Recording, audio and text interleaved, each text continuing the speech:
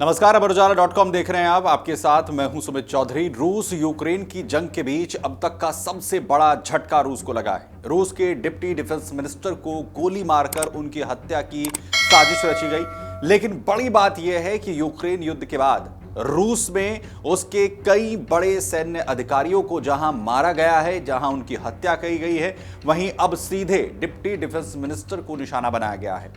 Moscow में हुए इस हमले ने रूस की आंतरिक सुरक्षा व्यवस्था पर भी बड़े सवाल खड़े कर दिए हैं। जानकारी के मुताबिक रूस के वरिष्ठ सैन्य अधिकारी व्लादिमीर एलेस्कीव पर एक अपार्टमेंट बिल्डिंग के दौरान इस हमले को अंजाम दिया गया। वो रूस के रक्षा मंत्रालय के जनरल स्टाफ के मुख्य निदेशालय में डिप्टी चीफ के पद पर तैनात हैं, यानी उन्हें डिप्टी डिफेंस मिनिस्टर बताया जाता है। हमला इतना गंभीर था कि उन्हें तुरंत अस्पताल में भर्ती करवाना पड़ा। बताया जा रहा है कि मॉस्को के उत्तर पश्चिमी इलाके में स्थित एक रिहायशी इमारत के भीतर कुछ अज्ञात हमलावर ने उन पर यह गोलीबारी की। घटना के बाद इलाके में हड़कंप मच गया। सुरक्षा एजेंसियों ने मौके को पूरी तरीके से घेर लिया है। मामले की जांच शुरू कर दी गई है। फिलहाल हमलावर की पहचान नहीं हो पाई है और सबसे बड़ा सवाल यह है कि हमले के पीछे आखिर कौन है, इसकी वजह क्या है, ये जानकारी आधिकारिक तौर पर भी सामने नहीं आई। वहीं यह हमला ऐसे वक्त पर किया गया है जब रूस पहले से ही यूक्रेन के साथ चल रही जंग के कारण दबाव में है। यूक्रेन युद्ध शुरू होने के बाद से रूस के कई बड़े सैन्य और सुरक्षा अधिकारियों को निशाना बनाया गया है।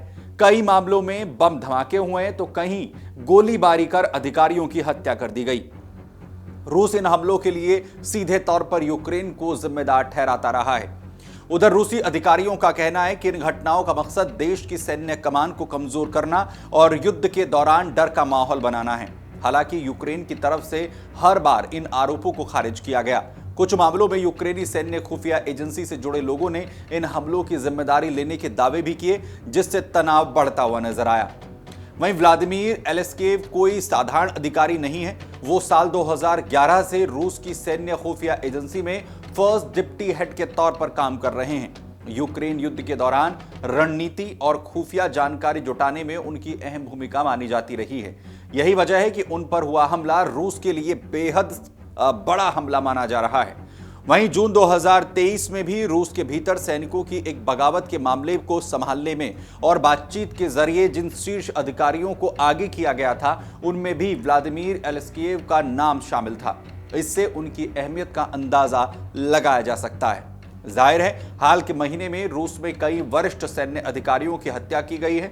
दिसंबर में जनरल स्टाफ के आर्मी ट्रेनिंग निदेशालय के प्रमुख लेफ्टिनेंट जनरल फानिल सारवारोव की मौत कार के नीचे लगाए गए बम धमाके से हो गई थी।